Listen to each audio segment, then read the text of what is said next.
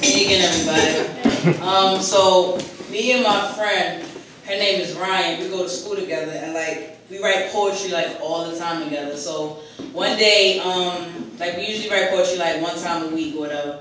So one day we were writing, and we wasn't writing yet. We were sitting outside, and we couldn't think of anything to write about, like at all. So while two people was walking around campus, we picked we asked them to give us something to write about.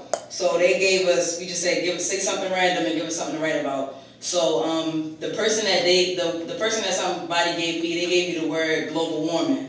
So I had to write on that. So when I was trying to write, I was like, man, I gotta go home for this. I'll come back, we'll meet up later, and then we'll share what we got. So she was like, all right, bet. So I went and I was trying to write, but like I don't really know much on the topic of like, the literal approach of global warming. So, I had to switch it up and reverse it and take it somewhere else. So I'm gonna do this piece. And it's kind of about my father, but it's about my father, but it has nothing to do with my father because I love my father and I live with my father and we're cool. So just remember that when you listen to it.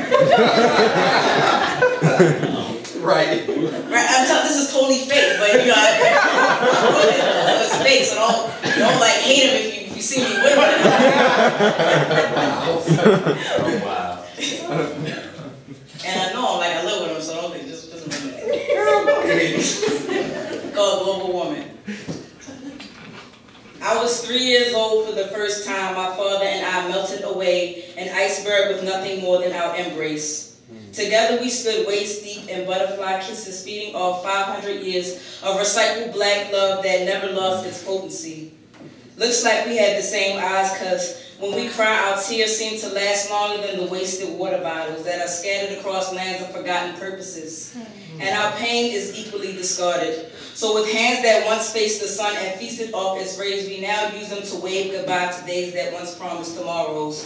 And now our tomorrows are met with resentment. The emissions of our heart no longer smell like forever, no longer looks like perfection. They say opposites attract, so we remain separate. Who cares if we have the same eyes? We're still colorblind to the truth, ignoring our similarities. We live in black and white. But dark and light have never summed up our color equation. I want to blend my sunflower-colored sadness into my father's midnight blue sky of insecurity. This is how we go green. We have to go green in order to save ourselves from the improper disposal of past mistakes that left pieces of our former selves, littering the grounds of each other's lives, eating away at the ozone layer of our hearts. This relationship has sailed with sails we never raised because these days, the wind doesn't seem to blow as hard. Even Mother Nature has caught asthma from our smog. Every time she inhales our disconnect, she disconnects the oxygen from the carbon dioxide, so she coughs up tsunamis and cries hurricanes.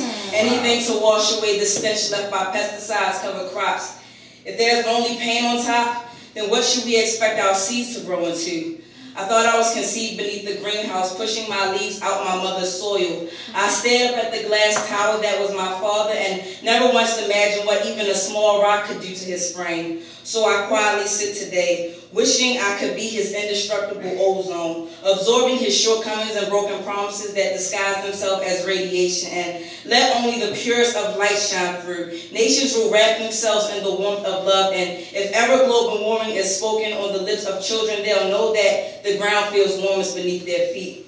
When a father and daughter meet, heart racing in sync, force waves out of their beds and into the city streets, leaving the population knee-deep in visits to Dairy Queen. Pool hall trash talk and muscle car dreams. We will thunderstorm over these lands, and that will be the day that we stop waiting for someone else to save our rainforest. Wow.